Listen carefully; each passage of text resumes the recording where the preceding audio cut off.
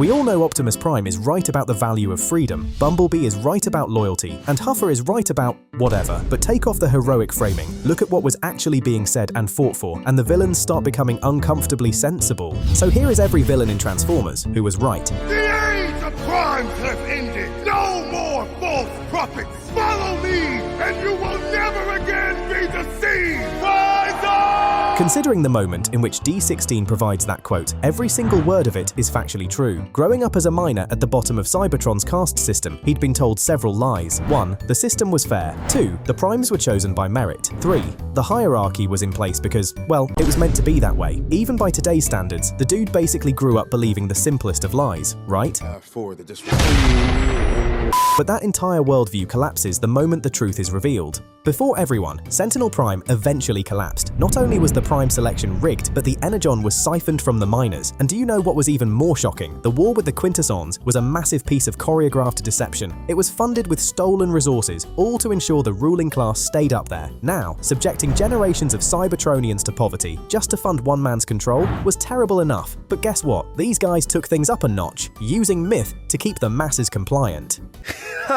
Man, I'm dead. Therefore, when D16 shouts these words, it's nothing but the truth. The Primes were false prophets, and the people had been deceived in every sense of the word. One thing the franchise never denies is that the Fallen is one of the original 13 Primes, or in other words, he was among the very first Transformers ever created. For millennia, I have dreamed of my return to that wretched planet where I too was once betrayed by the Primes I called my brothers. As Jetfire reveals in the film, the Fallen was hell-bent on using a sun harvester on Earth, only to come across a very brotherly obstacle. The other Primes weren't having it because there was life on the planet, even going to disturbing lengths to ensure the Fallen didn't have his way. Okay, they would have stopped at voting him down, but instead, these dudes went even further. They stole the matrix of leadership and gave their lives to seal it away from him. But guess what? That wasn't enough either. They also imprisoned the Fallen and built a mythology around themselves as noble, selfless leaders. And as you might have already guessed, the Fallen was cast as the cautionary tale.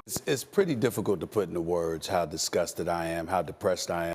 But it wasn't until 15 years after the film that the whole thing would come full circle. In Transformers 1, what the Fallen was pointing at the whole time is ultimately confirmed. The Prime institution was as corrupt as they get, the selection was a sham, and the mythology was constructed to maintain power. Starscream is the franchise's punchline by a far mile. Not only is he a backstabbing scaredy cat who's always failing, but he's also a character who gets punished often. I tried to gain favor from you, but nothing was ever good enough. No matter how many battles I fought, you always found fault. Then I saw how Optimus treated his men, and I realized he was a leader of integrity, unlike you. You'd agree that he basically exists to make Megatron look competent. However, his final moments in Armada completely dismantle that image. In the 48th episode of Transformers, Armada, one of the most heartbreaking villain deaths unfolds. With a sword in his chest, Starscream utters those words, their weight amplified by the fact that we are seeing the last of him. But tears aside, the entire speech is as true as the sun rises in the east. In virtually every continuity, Megatron rules through fear, humiliation, and contempt. He is known to dismiss sacrifices and punish loyalty if it's not accompanied by perfection. Heck, he is even the type of person that shifts goalposts just when you are close to earning respect. But the real truth in Starscream's words is revealed in Megatron's next response. Even though his partner is dying, Galvatron's response to this speech is that Starscream was simply too weak to ever gain my respect. That right there is exactly what an abusive authority says, when the person they've been crushing finally calls them out.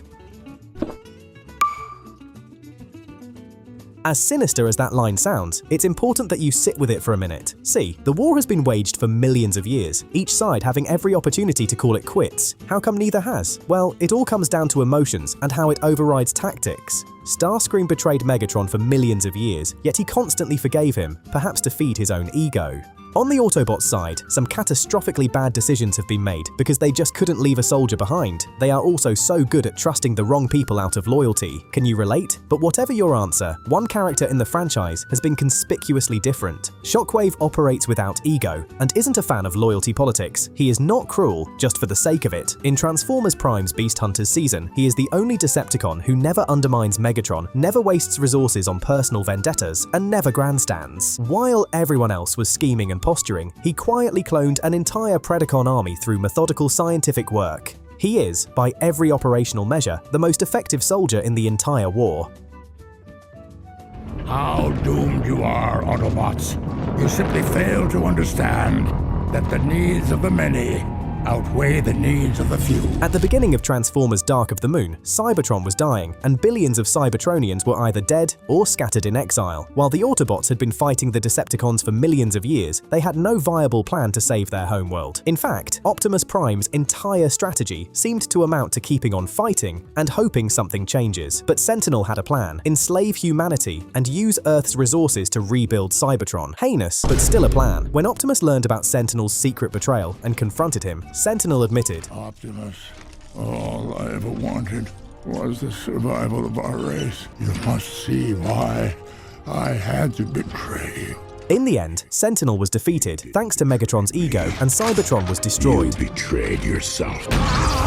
The Autobots and humans got their victory, but Sentinel's question, what is an acceptable cost to save an entire civilization, was conveniently left unanswered. For regaining my free will, even over a mangled and deficient frame, is preferable to enduring a waking life as your slave.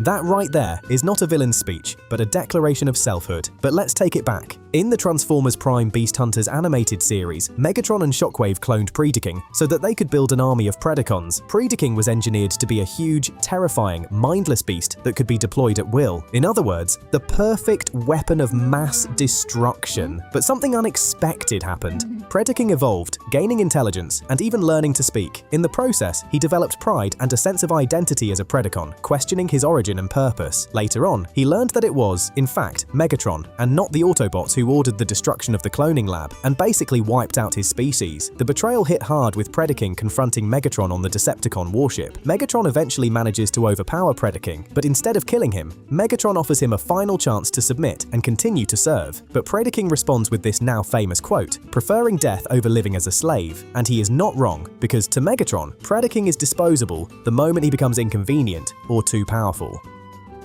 Autobots, Decepticons, like little children, always fighting, making a mess out of the universe. Then I've got to clean it up. Lockdown, the main antagonist in Transformers Age of Extinction, didn't have a cause, even telling Optimus, The trouble with loyalty to a cause is that the cause will always betray you. he wasn't interested in justice, liberation, or even power. As a former Decepticon turned bounty hunter, he just wants to hand over Optimus Prime to the creators. But behind the cold, calculating persona, Lockdown was right about one thing. Earth had turned into a battlefield for two alien factions, and as a result, had an entire city leveled, in addition to losing thousands of soldiers. And even with this, the Autobots' solution was to keep living on Earth as guardians. To Lockdown, the Autobots are no different from the Decepticons, as every species caught in the crossfire pays the price, while the Autobots call it heroism. Your war doomed Cybertron. Megatron started the war. You destroyed your world, you fool.